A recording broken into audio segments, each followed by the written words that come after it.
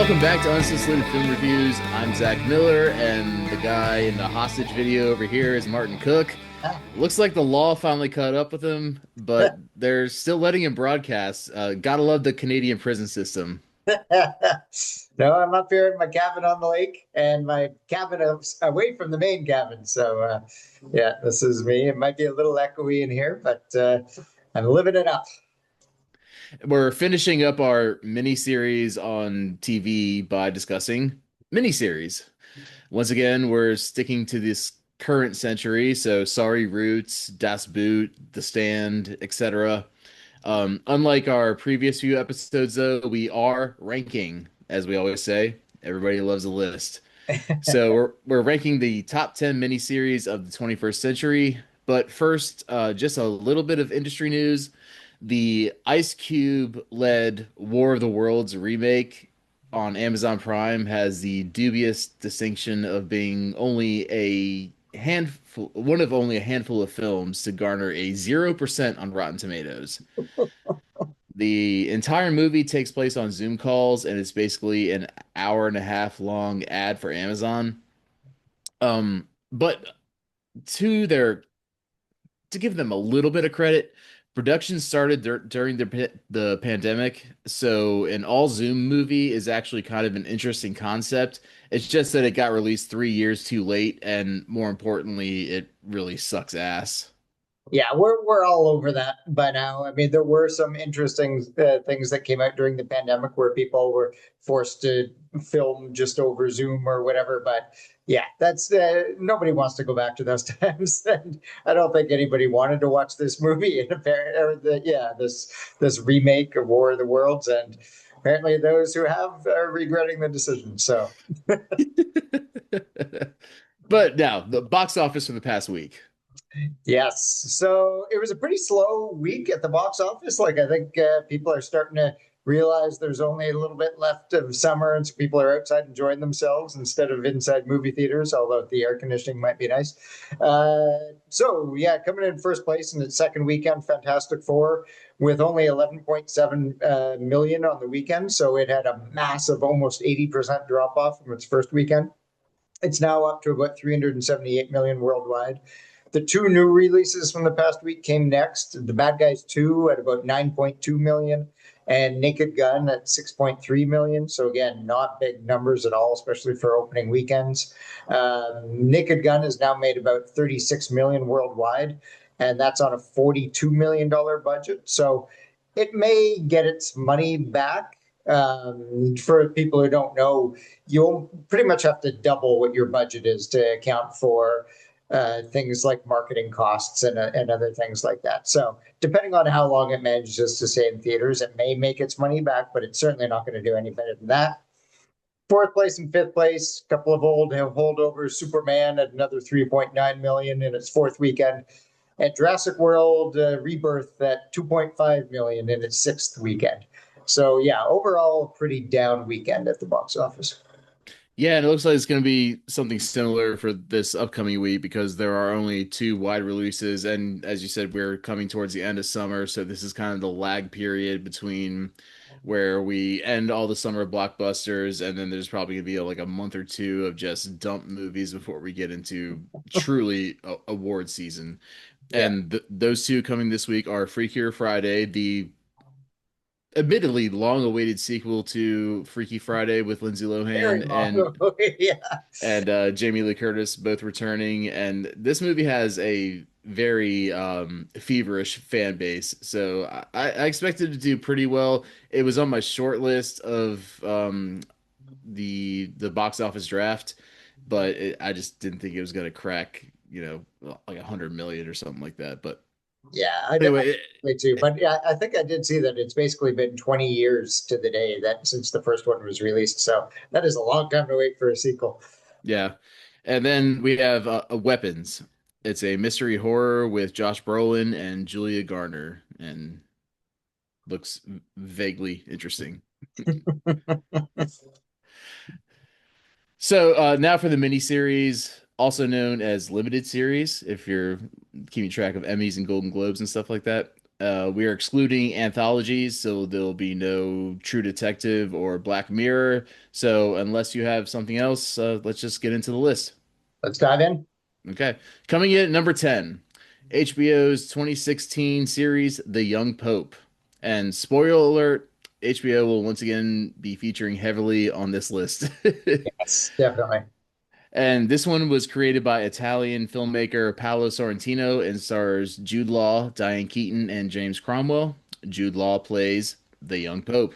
He's young and American. And at this time in 2016, it would seem unfathomable that an American would be elected Pope, but here we are. So 2025, and we have an American Pope, although not young. No. This is a pretty divisive series. Most people either loved it or hate it. I obviously fall into the former camp. I thought it was highly original, funny, and thought-provoking at times, even though it was a bit overwrought and heady and didn't really know what it was trying to do. It was followed up by another season called The New Pope, but it was planned as a one-off, so that's why I think this show still qualifies. Yeah, I sort of cheated on my next one for the same reason, but this was yeah, obviously on your list. This wasn't on my list, and I actually never finished it. Now I went back and tried to rewatch it first, a few of the first few episodes again this past week, just to kind of remember what it was all about. And there was definitely a lot of stuff I liked about it, but I think I understand now why I never finished it and why I kind of dropped off. And that's that it seems like the thing that keeps the story moving is a bit of a mystery about what exactly this guy wants, like what his plan is, or what his kind of overall goal is, what he believes the Catholic Church should be doing, because it isn't really clear through the first three episodes. And that's a hard ask on your audience to stay peeled just for this kind of mystery. I mean, it's not just that. As I said, there were a lot. I love a good story about, even though I'm not Catholic, about the Vatican and all that kind of stuff. I generally love those kinds of stories, but I just wasn't sure there was enough keeping the momentum of the story going in it, which is why I think I dropped off when I originally watched it. Yeah, it's very European and it's Mhm. very Italian as well. Like if you look back at like Fellini movies, you can see this as kind of some kind of bastard child of Yeah. Fellini's coming out. But it's a filmmaker who took a lot of risks, and I respect that when it even when it kind of works. I don't respect it when it's just like a total shit show. Right. But No, this wasn't that for sure. no. Yeah, I thought the performances were good. Diane Keaton is still shining at her, as her age is continuing on, and Jude Law. The older Jude Law gets, the more I like him. Okay.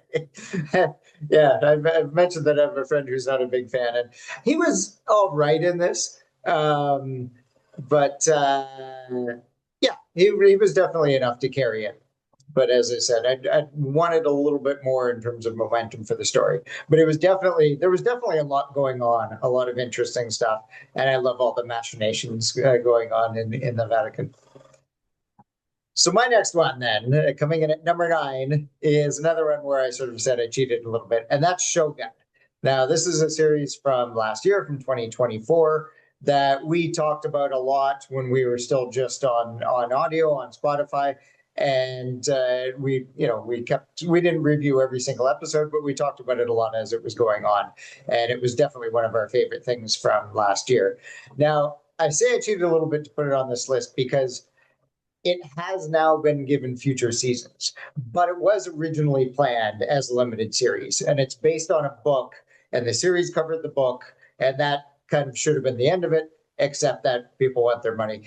So it was obviously very successful for FX, and so they poured some more money into bringing the series back, even though a couple of the main characters and main reasons for watching the show I won't go into much more don't survive the end of the show. But anyway, it is a series that was created by husband and wife team of Rachel Kondo and Justin Marks, stars Anna Sawai, Hiro Sanada, Tadanobu Asano, and Cosmo Jarvis. It won 18 Emmys, which is pretty crazy, including Outstanding Drama Series and lead actor and actress awards for Sonata and Sawai.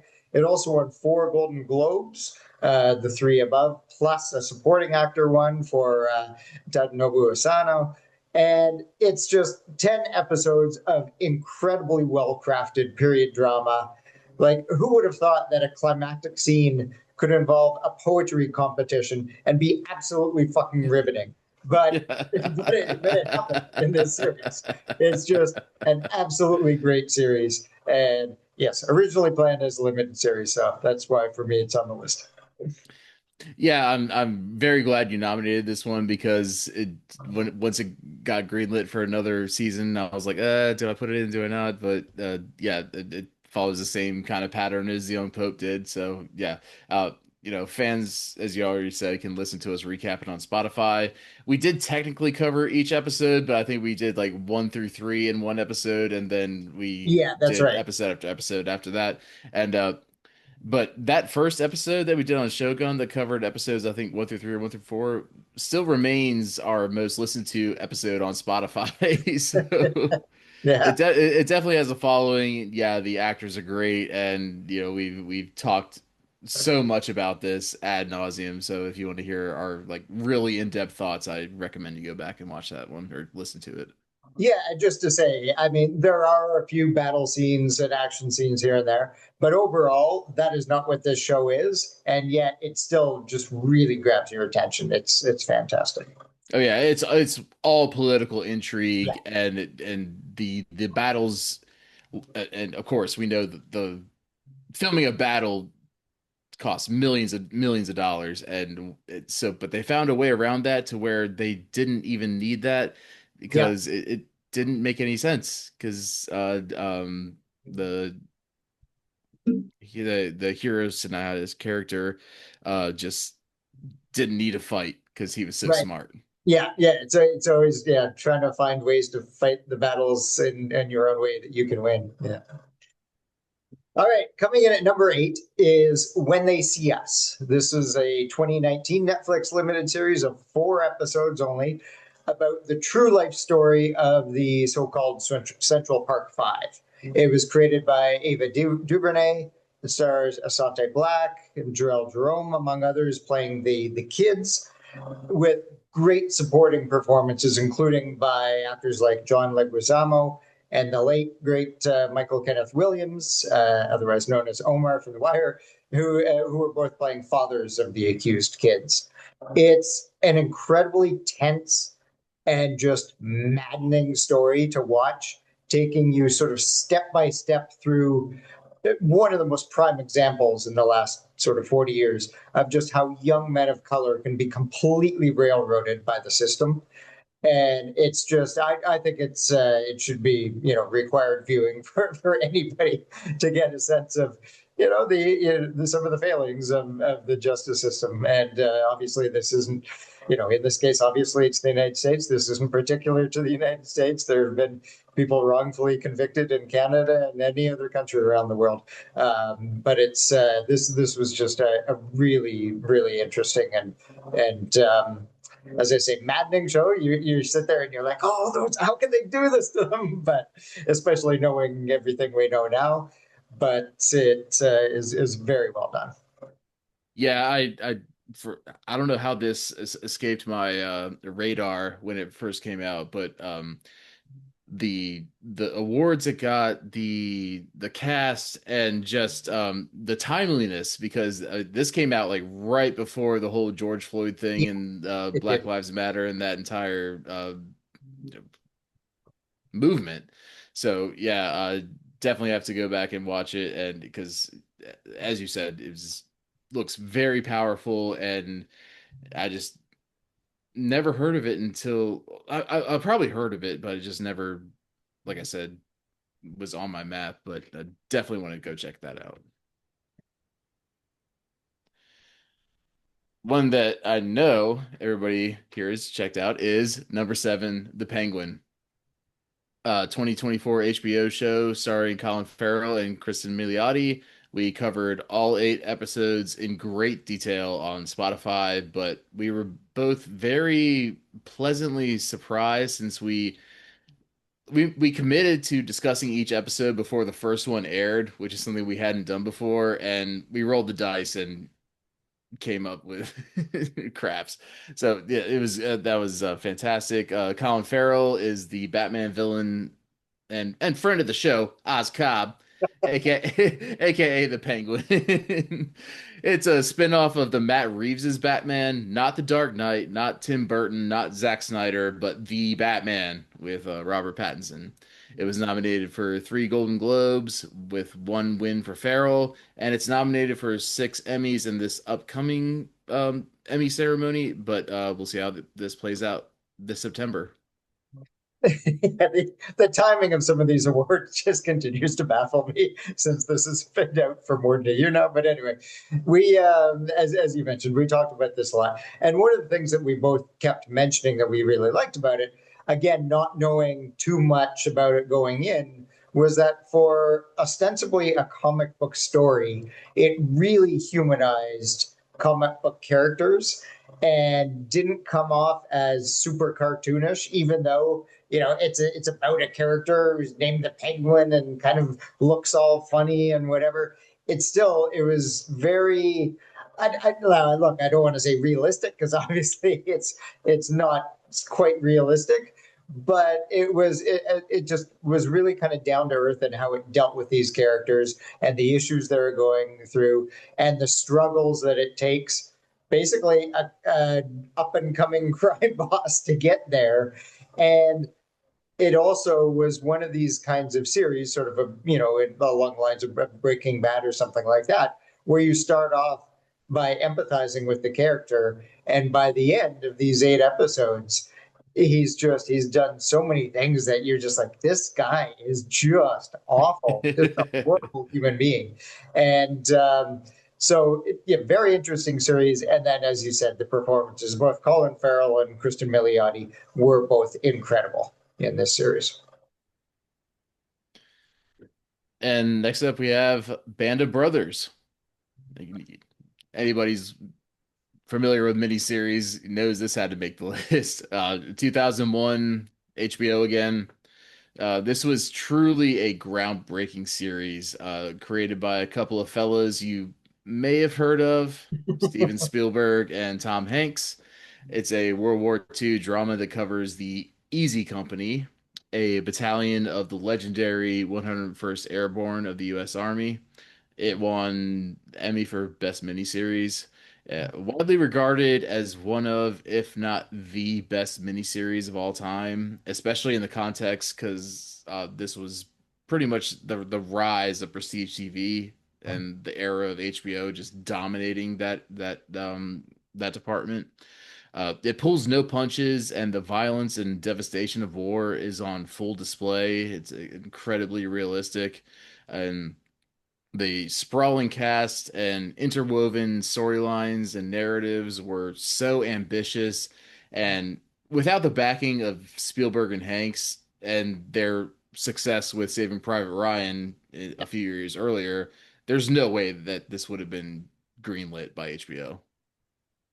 No, now it's been a long time since I've seen it, but as you say, this was just really a standout miniseries. I think in the entire history of miniseries or limited series, there's really two that come across as absolute groundbreaking. One would be Roots in the '80s, and then probably this one that, as you say, kind of was at the start of prestige TV and really kicked off and showed people what could be done with a limited series format.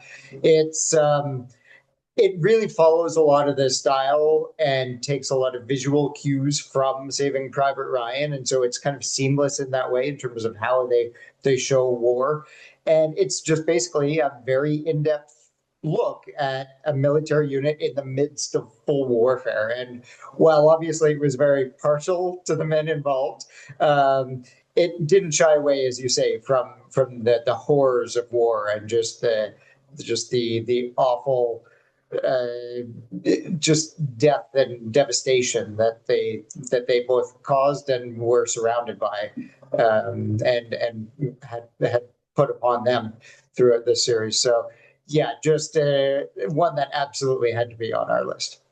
Yeah, and while the it's called a limited series, I think that Spielberg and Hanks were intrigued by the limitlessness of having the TV medium, but still having like $100 million budget, and Yeah, so you're able to tell all these stories and go to all these places that you're not able to in a two and a half hour movie. And like Spielberg has never really explored that area, but as I said, coming straight off of Saving Private Ryan, he's able to dig deeper and tell all the stories of the side characters and all that kind of stuff. So yeah, again, very, very groundbreaking. yeah. And with that, it is time for a drink. Yes. So, because we're talking about miniseries or limited series, we decided we would do limited edition drinks. So that could be anything. It could be, a certain seasonal beer. It could be a certain liquor that only comes out once in a while.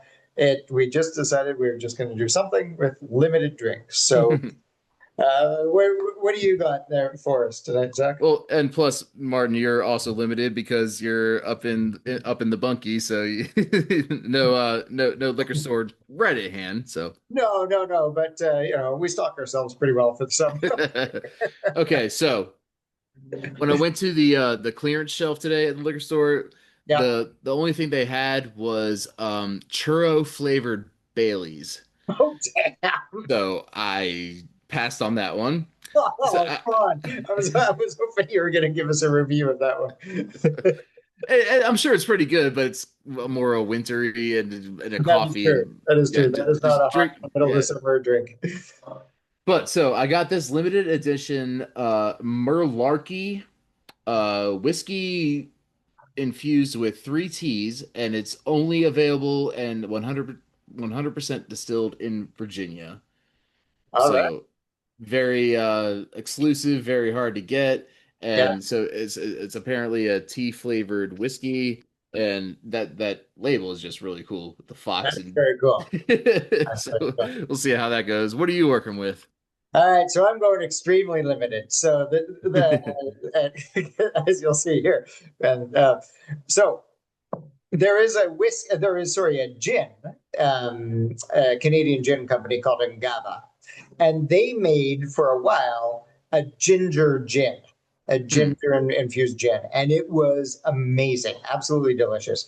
But you can't really get it anymore. It was very limited, as I say, and you can't get it.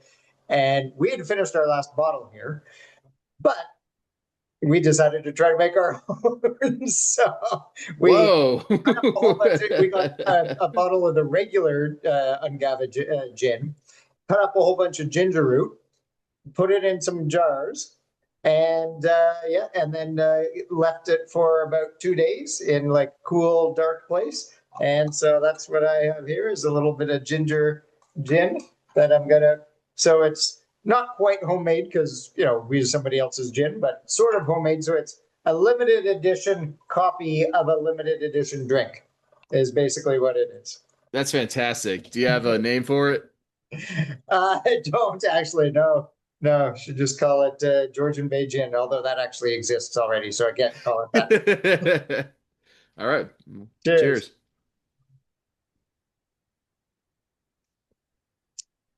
Oh. Yeah, that is actually not far off the actual ginger gin that Ungava made. So pretty close. Just threw a little ginger root in there. How about yours? Yeah, that's actually really interesting and refreshing. I could see like chilling on a rocking chair on a Virginia porch and just sipping this on a hot afternoon. Okay, That's kind of the vibe it gave me as soon as it touched my lips. nice. Okay, so let's head into number five, and that is The Queen's Gambit from Netflix in 2020. It covered it ran for 7 episodes. It stars Anya Taylor-Joy when she was still a really like meteoric up and rising star. She was already a name at the time, but now she's basically an A-lister.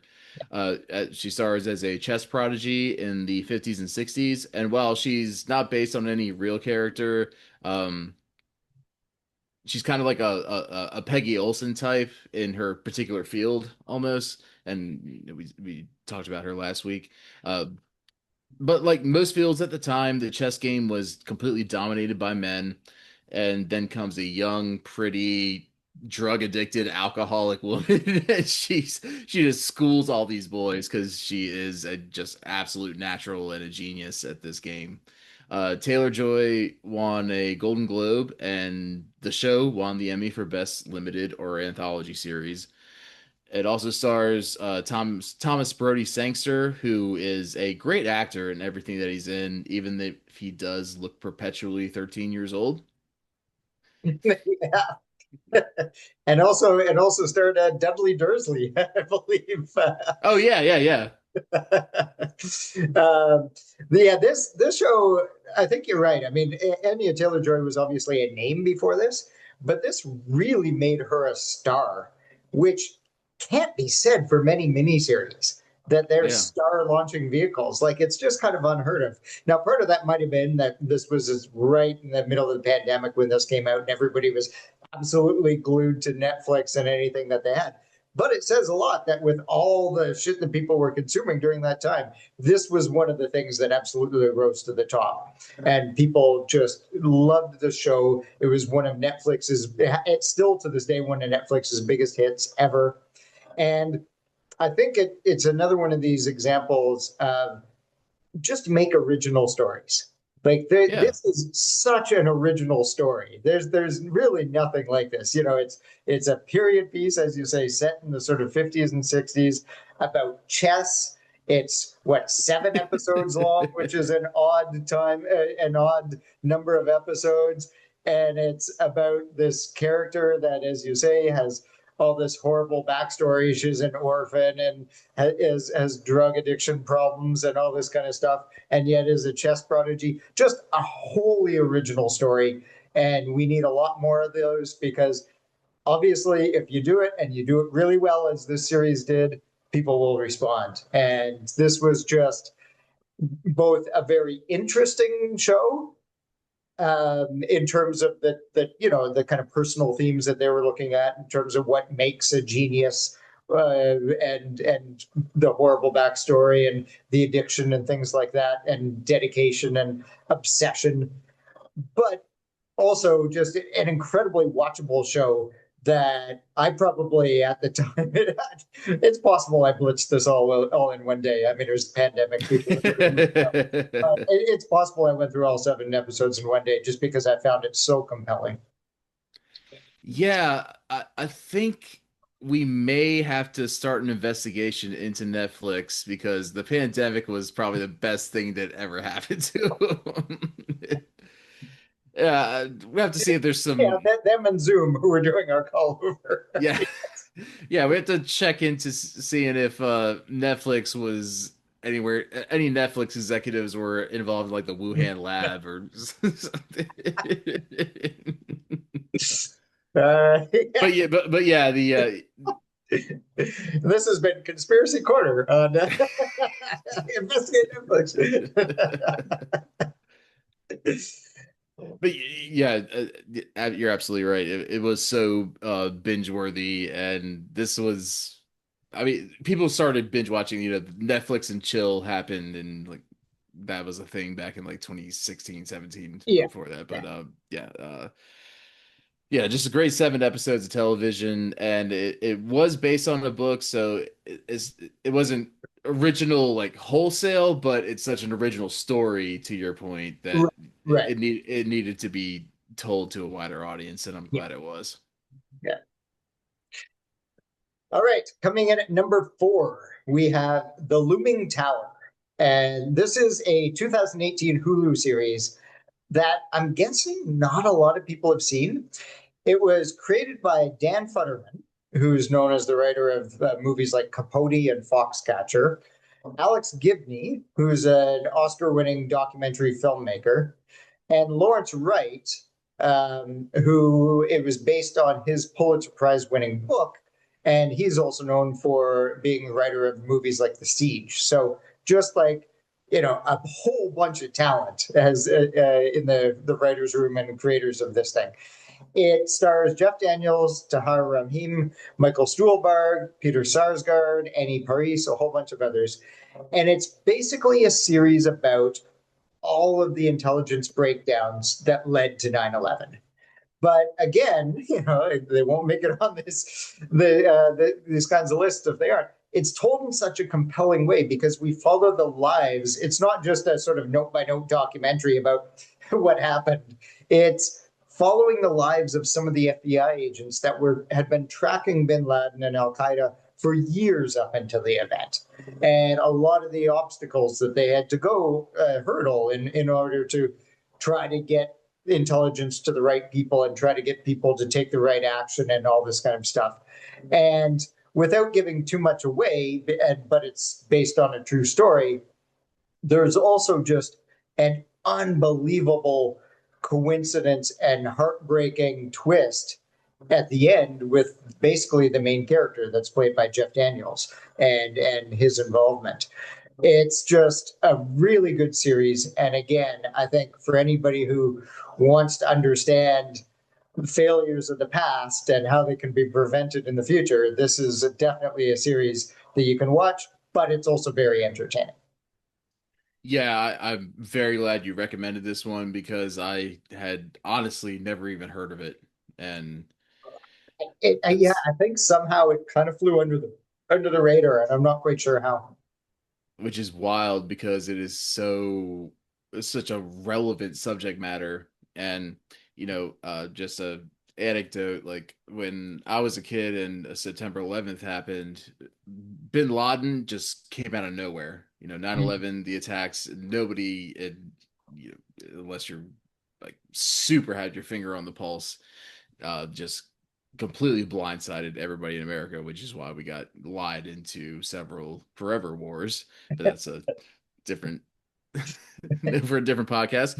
But after doing a deep dive and like I'm a foreign policy and political junkie now, and just knowing how Bin Laden was, how do I say this without kind of cultivated through various Mm, altercations between the Soviet Union and the United States. yes, Anyway, yeah, just it seems like very interesting subject matter, right up my alley, and I will get to this as soon as I possibly can. So I'm glad you nominated this because I'm sure it's extremely interesting. it is. Next up, coming in at number 3, we have The Night Of. So this takes us back to HBO. This is a 2016 HBO series of 8 episodes created by Richard Price. Again, a lot of talent in the creators here. Richard Price is known for movies like Ransom and The Color of Money. He also wrote for a while on The Wire. And Steve Zalian, who is just an has had a screenwriter with an incredible career. He wrote the script for Schindler's List, Gangs of New York. He was one of the credited writers on Moneyball. Just a fantastic career. And this is based on actually a BBC series called Criminal Justice, Hmm. which I didn't actually really know at the time when I first watched it. It stars Riz Ahmed, John Turturro, Bill Camp, and a bunch of others, including once again Michael Kenneth Williams. Gone too soon. It's again, there seems to be a theme here. Shows that are somewhat entertaining, although I think in a way this one is more oppressive than entertaining. Uh, Yeah. but it is to show again about how systems fail people and systems breaking down. And in this case, again, the criminal justice system sort of like when they see us. And the interesting thing about this series is that it's based on a murder that happens right in the first episode, and Riz Ahmed's character is arrested for it, and yet its series isn't really about whether or not he did it. Yeah. To the point that they don't actually ever resolve that in the entire series. And I thought that was a very interesting decision, but obviously a decision made with intent, because the whole point of the series is not about whether or not somebody's guilty or innocent. It's about, regardless of whether you're guilty or innocent, what the penal system and being incarcerated does to people. And in that vein, there's always a lot of talk about prisons being sort of school criminals, schools for criminals, and Sure. all they do is just make better criminals. And this series definitely comes down on that side of the argument, and it just really shows a lot of the drawbacks and the dehumanizing effects of incarceration.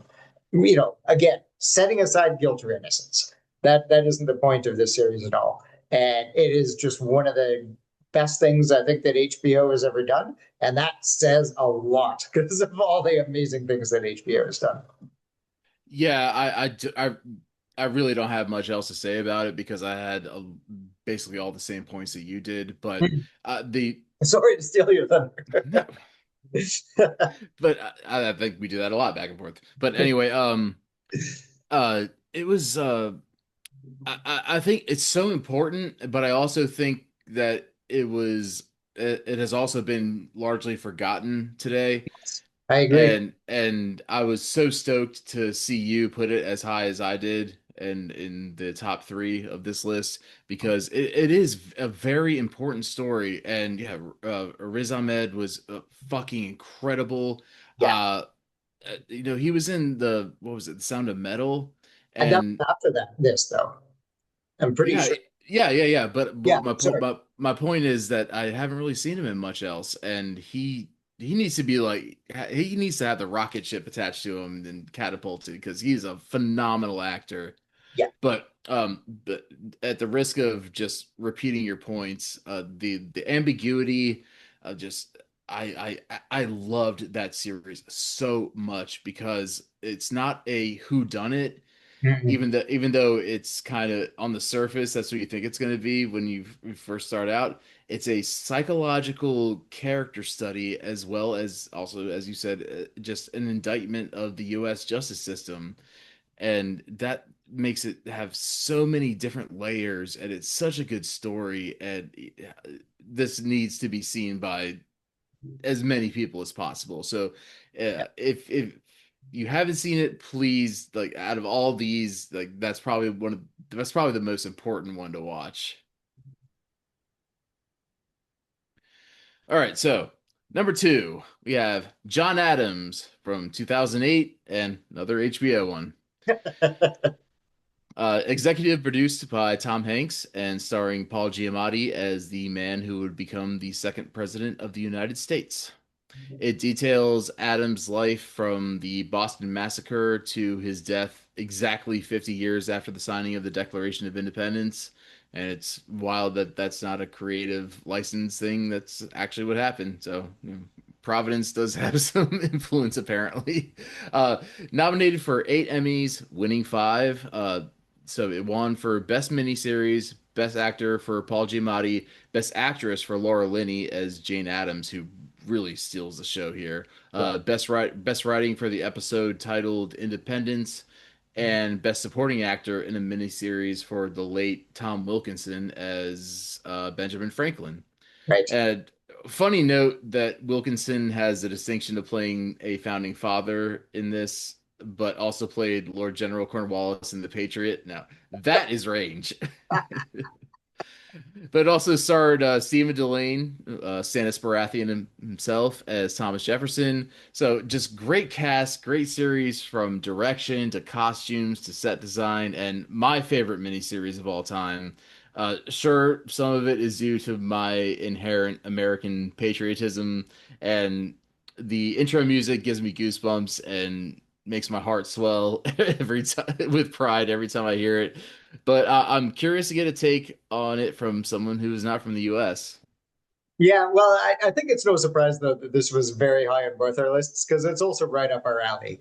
It's a historical drama about politics and war and all these big events in world history. And yes, I don't love it because of the patriotism. my especially these days, my love of U.S. patriotism is at an all-time low.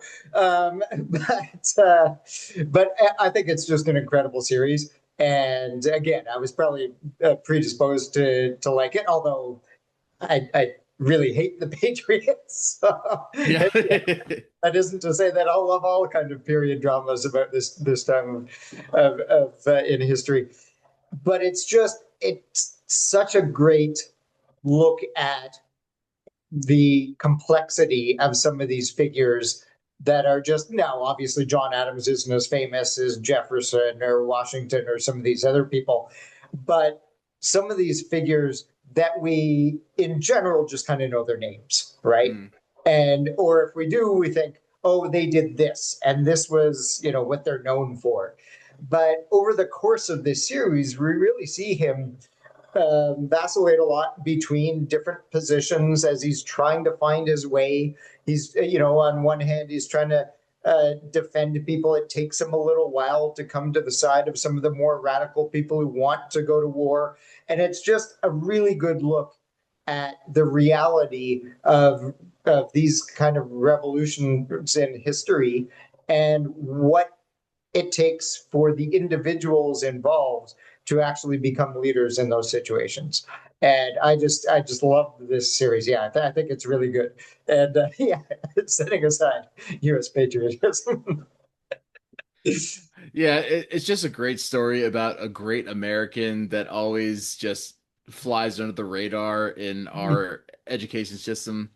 And when you're a contemporary of the likes of George Washington, Jefferson, Hamilton, it's hard to stand out, Yeah, but this story does, and he was a founding father and one of the most important people of the 17, I mean, of the 18th century. absolutely. Yeah, without question.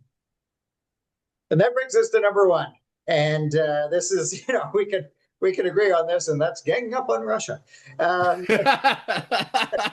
because number one on our list is Chernobyl. Once again, HBO, the top three on our list, all HBO series. This is a 2019 series of 5 episodes by Craig Mazin, who has gone on to do The Last of Us, which has done pretty well. But shockingly, before this, when I was looking through his credits, his IMDb credits, before Chernobyl, he was known as the writer of such high drama as Scary Movie 2, Scary Oh, Movie 3, Superhero Movie, The Hangovers Part 2 and 3. So, how this guy was given the keys to a very, very serious HBO. they're all in the AFI top 100. Yeah, exactly. But whatever HBO saw in him to give him the keys to this was absolutely paid off in full because this series is incredible. Mm. It stars Jared Harris, Stellan Skarsgård, Jesse Buckley, who I really liked a couple of years ago in this movie called Wicked Little Letters, Oh uh, yeah. Yeah. and Emily Watson. Yeah, totally underrated movie that flew under the radar. And so, for anybody who doesn't know what the series is, I'm sure you do, but it follows the immediate aftermath of the Chernobyl nuclear disaster in 1986 as Soviet scientists and officials raced to try to contain the problem, understand what went wrong, and then cover it up, basically. And I think the tagline that you see in the posters and also is the very first sentence in the whole series, and that is, what is the cost of lies? And that really sums up the whole series because it's about the inevitability of disaster in a system that defers to incompetent authority and only tells people at the top of what they want to hear. And so, yes, that again, 2019, it's talking about a 1986 disaster. That is a timeless message about regimes and governments all around the world for many years to come. Yeah, for the YouTube audience. There we go. 3.6 Runkin. Yeah, not great. Not terrible. For Yeah, anyone who so hasn't seen it or hasn't seen it in a while, that's a reference to the fact that they didn't realize the scope of the disaster because that's all their readers went to. And so they thought that there wasn't that much radiation in the air. When in fact, it was 15 fucking thousand when they finally got the actual machines in that could measure appropriately. yeah, but to your point, it's a great treatise on authoritarianism. It's more about just covering your ass as a government, way more than it is protecting your own people. It Yeah. doesn't matter how many people die as long as the regime looks good on the other end.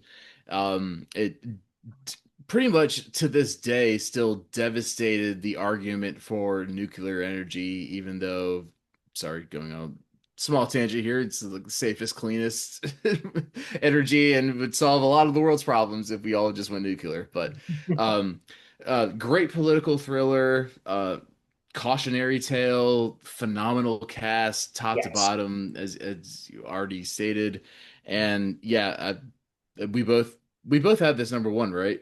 I think so. Yeah. Yeah. So yeah, it's the best miniseries of the 21st century, and it's so timeless because it's already been 10 plus years, and uh, yeah, fantastic. Yeah. No, it's a series that again, only 5 episodes. People should watch it.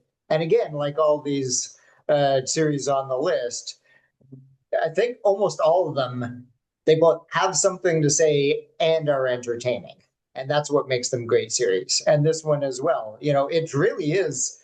It's kind of, edge of your seat stuff there as they're trying to contain the problem. And that goes on for sort of the first 3 episodes or so, as they're like, oh, well, if we don't do this, then the whole thing's going to melt down and 50 million people will die. If we don't do this, then and so you're kind of like, oh my goodness, even though we all don't know the story, we know it got contained, but you're still on the edge of the seat, on your edge of your seat.